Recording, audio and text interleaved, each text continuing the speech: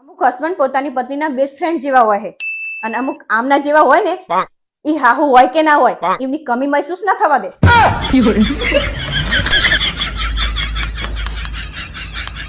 ઘરે આવો ને એટલે રસ લેતા આવજો, તમારે ભાણિયાને ખાવો હોય ને એટલે. હવે હાચે હાચું કહી દેજો, આ બલાચાણે જવાની છે, હવે હું કંટાળી હું નથી. જલપાબેન, અમાર તો ભાણિયો આખું વેકેશન પૂરું ના થાય ત્યાં સુધી જશે જ નહીં, કારણ કે એના મામાને એના વગર ગમતું જ નહીં એટલે. અમને ખબર જ છે કે તમારી બેન કેટલી વિચિત્ર છે. વેકેશન પડી નહીં કે ભાણિયાને તગડી દીધા નહીં, અહીંયા પોતે જલસાથી જીવે અને અમારે અહીંયા ગોલાપા કરવાના બધાના.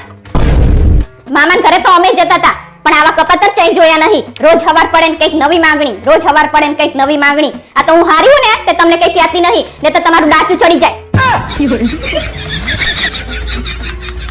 હું તમારાથી કંટાળી જેવું, તમે મને છૂટા શેડા આપી દો ને બીજી કોક ગોતી લો.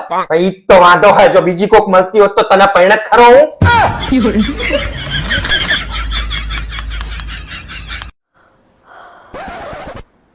આ મોઢામાં કેટલી વાસ આવે છે.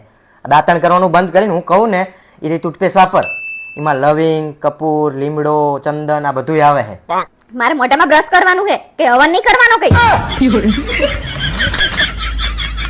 મિત્રો, આજે તમારા સામે હું એક ખુલાસો કરવા જઈ રહ્યો છું કે અમારા વિડીયોમાં જે પારુલ મને મારે છે અથવા મારી પાસે આખા ઘરનું કામ કરાવે છે અથવા તો એનામાં સાવ બુદ્ધિ જ નથી એવું જે બતાવવામાં આવે છે એ માત્ર ને માત્ર તમને હસાવવા માટે બતાવવામાં આવે છે. એવું કશું જ નથી. પારુલ બહુ સીધી છોકરી છે, એની બુદ્ધિ ક્ષમતા બહુ તીક્ષ્ણ છે અને મારી પાસે ઘરનું કોઈ જ કામ નથી કરાવતી.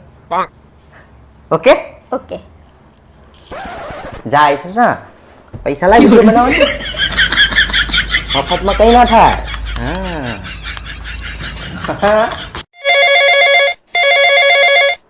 હેલો, હેલો બેન, તમારું એકાઉન્ટ હેક થઈ ગયું છે. કયું? ઇન્સ્ટાગ્રામ નું કે ફેસબુક નું? અરે બેન, બેંક નું એકાઉન્ટ હેક થયું છે. હા તો વાંધો નહીં લો.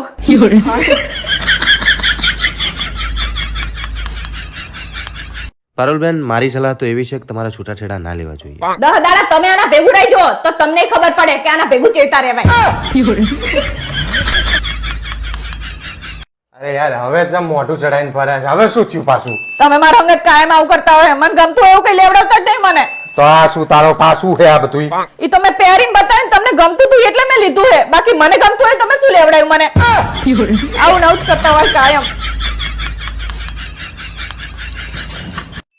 ઓય હોય પાર્ટી છે બાજુ? મારા ભાઈના ઘરે. મતલબ શ્રીલંકા આવ્યું ને?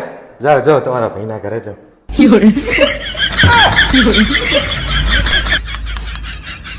ક્યારેક તો એવું થાય ને કે ઘરથી ક્યાંક ભાગી જાઉં. ભાગવાનું મન થાય ને તો શાક માર્કેટ બાજુ ભાગજો, એટલે વર્તા શાકભાજી લઈને આવતા ફાવે. આ ભાઈ નહીં સુધરે.